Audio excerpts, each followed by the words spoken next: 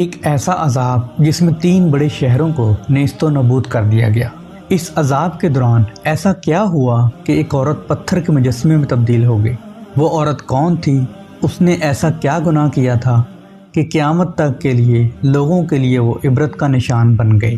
پیارے دوستو، قوم لوط تاریخ کی ایک ایسی قوم ہے جنہوں نے گناہ کا ایک نیا طریقہ ایجاد کیا تھا۔ یعنی اس قوم کے مرد مردوں سے جنسی تعلقات بنایا کرتے تھے اور اپنی خواہش پوری کرتے تھے۔ لہٰذا اللہ تعالیٰ نے انہیں اس گناہ عظیم کو چھوڑ کر صحیح راہ پر لانے کے لیے اپنے پیغمبر حضرت لوط علیہ السلام کو ان علاقوں میں مبعوث فرمایا، جسے تاریخ میں سودوم بھی کہا جاتا ہے۔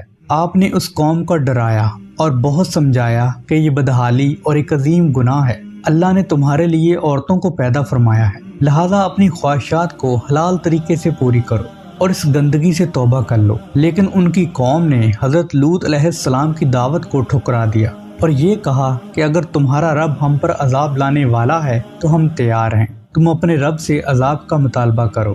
لہٰذا عنقریب اللہ کا عذاب ان پر قہر بن کر نازل ہونے والا تھا، کیونکہ اللہ پاک نے 3 فرشتے انسانی شکل میں حضرت لوط علیہ السلام کی طرف روانہ کیے، جو حضرت لوط علیہ السلام کے گھر آئے اور یہ درخواست کی کہ ہم مسافر ہیں اور آج رات آپ کے گھر آ جاتے ہیں۔ حضرت لوط بہت پریشان ہوئے، کیونکہ اگر ان مسافروں کو سدوم کا کوئی اور شخص دیکھ لیتا تو وہ ان خوبصورت جوانوں کو پکڑ لیتا، کیونکہ یہ بدکار قوم اپنے علاقے میں آنے والے مسافروں کو بھی نہیں چھوڑتے تھے، اور اگر کوئی راہگیر اس علاقے سے گزرتا تو وہ انہیں پکڑ کر ان سے جبراً بدفعلی کیا کرتے تھے۔ لوط علیہ السلام جانتے تھے کہ ان مہمانوں کو سدوم کے لوگوں سے بچانا بہت مشکل ہے، اس کے باوجود نوجوانوں کو اپنے گھر میں پناہ دے دی۔ حضرت لوط علیہ السلام کی بیوی نے جب دیکھا کہ گھر میں خوبصورت نوجوان مہمان بن کر ٹھہرے ہیں تو اس کے دل میں یہ شرارت سوجی کہ کیوں نہ میں سدوم کے لوگوں کو جا کر خبر دے دوں کہ لوط کے گھر خوبصورت لڑکے آئے ہوئے ہیں، اور پھر وہ لوگ انہیں پکڑ لیں گے۔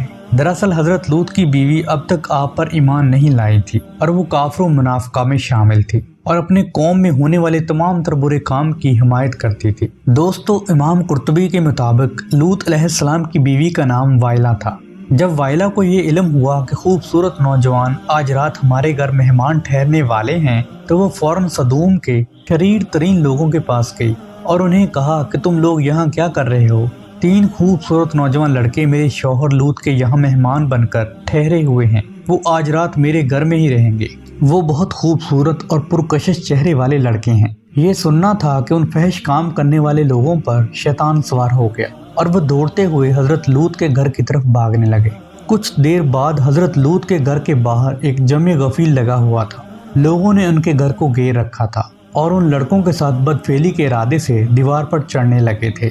کچھ لوگ دروازے توڑنے کی کوشش کر رہے تھے۔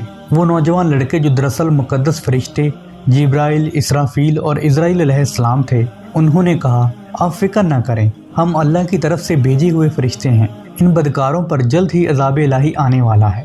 آپ اپنے اہل عیال کو لے کر اس بستی سے نکل جائیں، رات ختم ہونے سے قبل آپ کو ان بستیوں سے نکلنا ہوگا، اور نکلتے وقت کوئی شخص بھی پیچھے مڑ کر نہ دیکھے، ورنہ وہ بھی عذاب میں گرفتار ہو جائے گا۔ لہٰذا حضرت لوط علیہ السلام نے ایسا ہی کیا۔ آپ نے اپنی 2 بیٹیوں اور بیوی وائلہ کو ساتھ لیا اور بستی سے نکل گئے۔ آسمان سرخ ہو رہا تھا، آسمان سے پتھروں کی بارش برس رہی تھی، ایسی گرج کی خوفناک آواز آ رہی تھی کہ ہر مخلوق کانپ اٹھی۔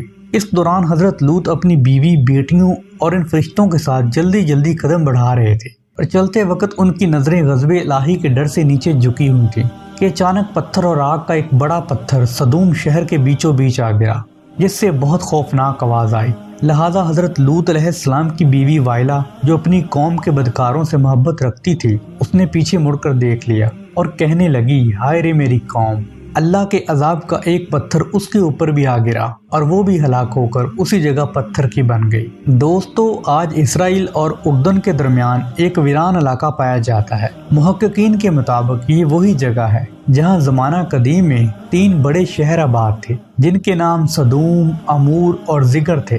یہی علاقے قوم لوط کا مسکن تھے، لیکن آج سدوم کے علاقے میں انسانی زندگی کا تصور بھی نہیں کیا جا سکتا۔ یہاں پر نہ تو پیڑ پودے لگائے جا سکتے ہیں، نہ ہی کھیتی کی جا سکتی ہے، یہاں تک کہ پانی بھی پینے کے لائق نہیں ہے۔ کچھ سال پہلے اسرائیلی ریسرچرز نے بحر مردار کے پاس ایک لمبے پتھر کا کھمبا بھی دریافت کیا جو دیکھنے میں تقریباً ایک انسان کی طرح لگتا ہے۔ کچھ لوگوں کا ماننا ہے کہ یہ لوط علیہ السلام کی بیوی وائلا کا مجسمہ ہے۔ یہ مجسمہ آج اردن کے ماؤنٹ سودوم نامی پہاڑی پر موجود ہے، جو نہ صرف ایک حیران کن ستون ہے بلکہ دنیا کے ہر شخص کے لیے نشان عبرت بھی ہے۔